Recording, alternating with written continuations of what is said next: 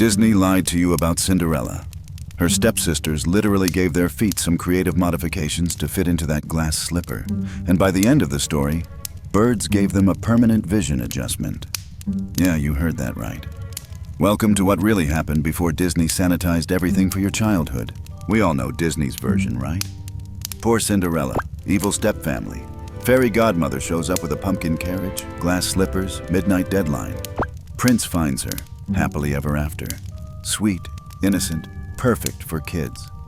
But here's the thing. Disney didn't create this story. They took it from the brothers Grimm, and oh boy, did they leave out some interesting details. First massive difference? There's no fairy godmother. None. Zero magical old lady with a wand. In the original Grimm version, Cinderella gets her fancy dress and shoes from, wait for it, birds.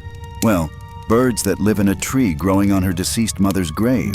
Yeah, Disney thought, hey, let's replace the creepy grave birds with a cheerful grandma figure. Can't imagine why. But here's where it gets really fun. Those glass slippers, they fit Cinderella perfectly, obviously. But when the prince goes house to house looking for his mystery princess, the stepsisters are determined to make those shoes fit, and I mean determined. The first stepsister tries on the slipper, but her toe is too big. So what does she do? Does she accept defeat gracefully? Oh no. Her mother hands her a knife and says, give that toe a little trim. When you're queen, you won't need to walk much anyway. And she does it. She literally gives her toe the chop, shoves her colorfully leaking foot into the slipper, and limps out to the prince.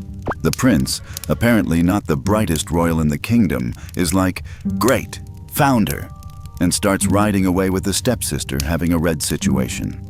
But remember those helpful birds from the grave? They start singing, turn around, there's red liquid in the shoe.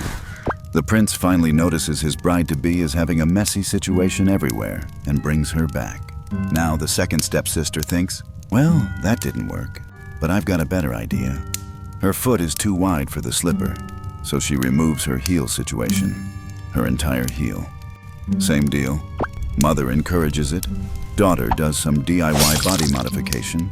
Prince is fooled again until the birds literally have to spell it out for him that his potential wife is leaving a colorful trail. At this point, you'd think the prince would maybe question his life choices, but no. Third time's the charm, right? Finally, he gets to Cinderella. The slipper fits perfectly. No creative foot reshaping required. Perfectly. And he's like, this must be the one. Revolutionary detective work there. Prince Charming. But Disney's version ends with the wedding, and everyone living happily ever after. The Grimm version? Oh, the Grimm version has some thoughts about justice. At Cinderella's wedding, the stepsisters show up, probably hoping to get back in her good graces. They position themselves on either side of Cinderella as she walks down the aisle. And those birds? They're not done helping. They swoop down and give each stepsister a permanent vision adjustment, one eye each. Then, as the couple is leaving the wedding, the birds come back and help them see the world differently. As in, not at all. Both stepsisters end up completely unable to see as punishment for their cruelty. Now, why did Disney change all this? Well, aside from the obvious, maybe don't show kids extreme DIY beauty treatments, there's something deeper here. The original Grimm tales were moral instruction stories. They were supposed to teach lessons through extreme consequences. Be cruel and selfish, lose your vision. The punishment fits the crime in a very literal, very creative way. Disney transformed these cautionary tales into aspirational stories. Instead of, don't be evil or you'll suffer horribly, it became, be good and magical things will happen.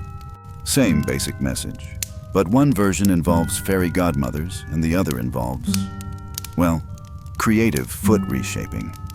The craziest part? This isn't even the darkest fairy tale Disney sanitized. Wait until you hear what they did to the Little Mermaid. Spoiler alert, she was supposed to become sea foam. But that's a story for next time. So here's my question for you. Knowing the original version, does it change how you see Disney's Cinderella? Are you team Disney made it better or team bring back the vision-adjusting birds? Let me know in the comments. And if you want more fairy tale horror stories, hit that subscribe button because we're just getting started. Thanks for watching.